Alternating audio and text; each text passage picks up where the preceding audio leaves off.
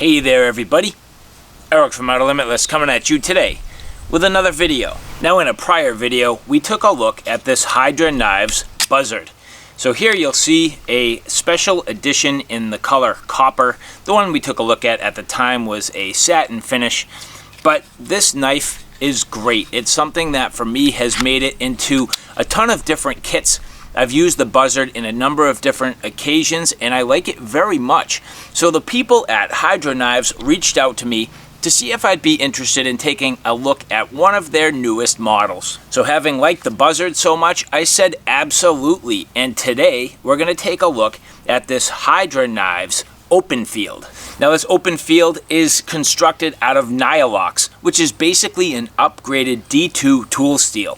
This has a satin finish, this beautiful micarta handle scale with these bright green liners, has an interesting overall look and feel, and is intended as a sort of outdoors bushcraft knife. So what we're gonna do today is take a look at this in detail, see how it performs, but most specifically, we're gonna look at one of the key features. Now this Openfield knife from Hydra Knives has an open Bowdrill socket, but this socket has a ball bearing on the inside.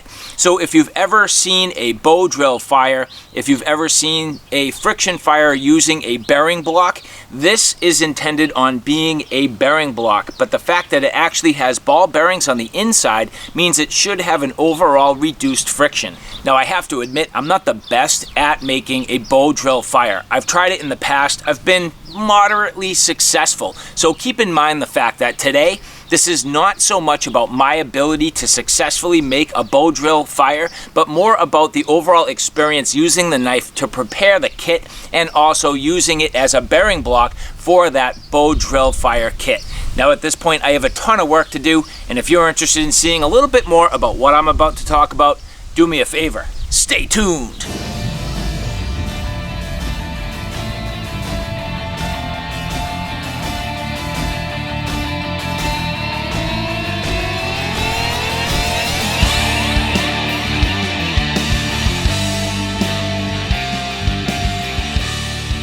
Now, as I mentioned, we are going to take a look today at this Hydra Knives Openfield. Now, I have not yet used this. This is a brand new knife. The edge is pristine, has not been used at all. So everything you see here is going to be done for the first time. This is me getting my first real handle on this, my first real look and feel. So we're gonna kind of learn about this together. Now, the first thing for me is I'm gonna start preparing my spindle. Now, I already have one that's kind of started. I've been working on this in the past actually and never really did anything with it, so I'm kind of starting with a little bit of a head start here. But for me, testing this edge, feeling the overall grind geometry, the comfort in the hand, the way the handle feels, I'm going to get a pretty good feeling for this fairly quick. So the wood we're using here is poplar, which should be pretty good for my Bowdrill kit. Now this is very well seasoned. It's not rotten at all. It has no moisture, so this should be fairly good for this kit. Now just kind of working here and getting on refining this a little bit. I kind of already have this carved at the proper length. So what I'm going to do is carve this down. This is going to be pretty much my spindle end.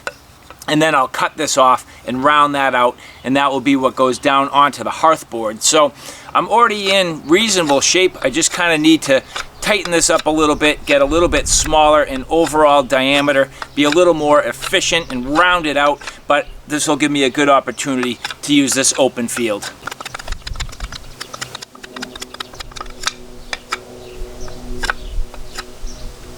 Now my first impression is that the handle actually is quite comfortable.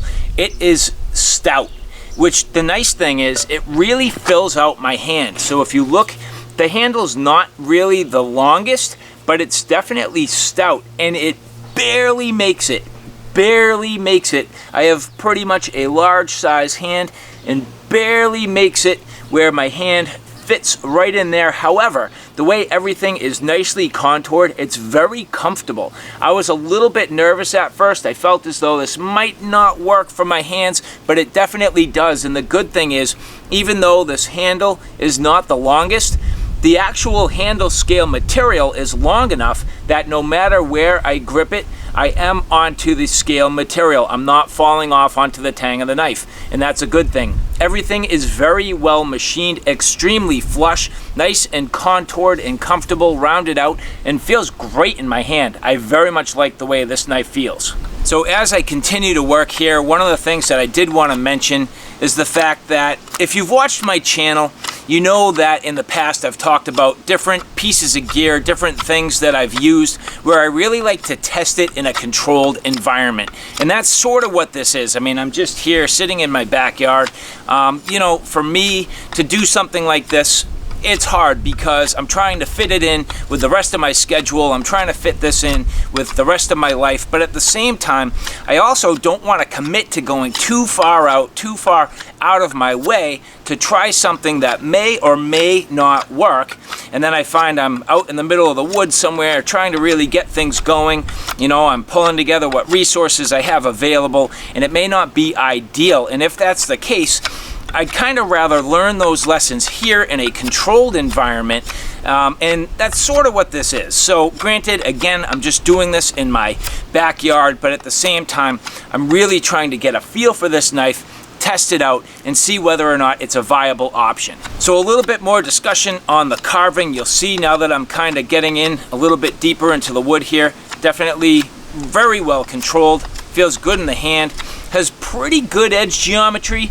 I don't know how steep that angle is, but when you look at the grind, this is pretty much a saber grind. So we're flat ground for the first portion of the blade here. You have your secondary bevel, and then once you get up towards the top, it does have that sort of flat part, so somewhat of a saber grind. Now there is an unsharpened swedge on the top, nice and square, so I'm curious if this will strike a ferro rod. I would think so, but it's hard to say. It's not super sharp, but I think it would probably do it.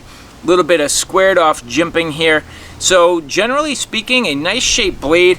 It's doing a fairly good job carving, and you know, I'm not trying to go too deep. I'm really just trying to kind of finesse this, and you'll see once I get it, I am capable of really kind of controlling and, you know, shooting off. Yeah, there you go, right at the lens there. So I can really control my work very well and send nice shavings right where I want to.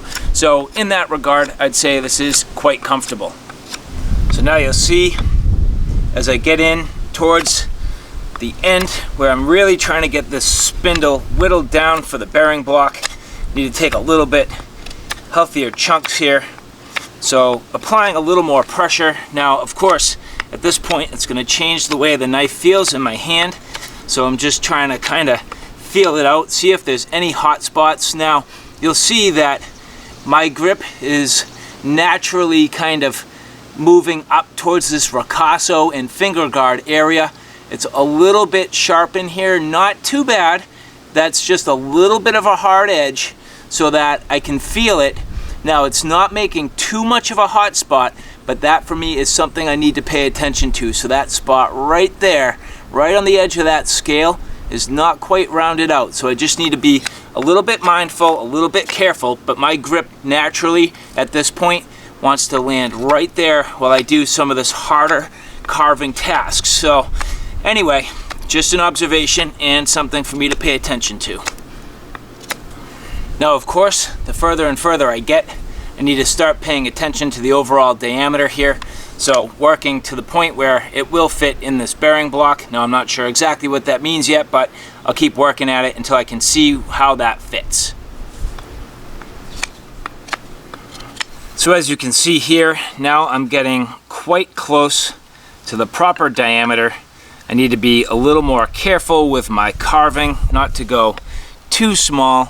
So what I'm going to do is just ease up here a bit and start doing maybe a little more of like a sort of push cut with my thumb. Now that gets into pushing onto the spine, which at this point has that unsharpened swedge. So, you know, I feel like naturally I kind of want to be right here in my grip, so that works, where I'm pushing on the full thickness of the spine.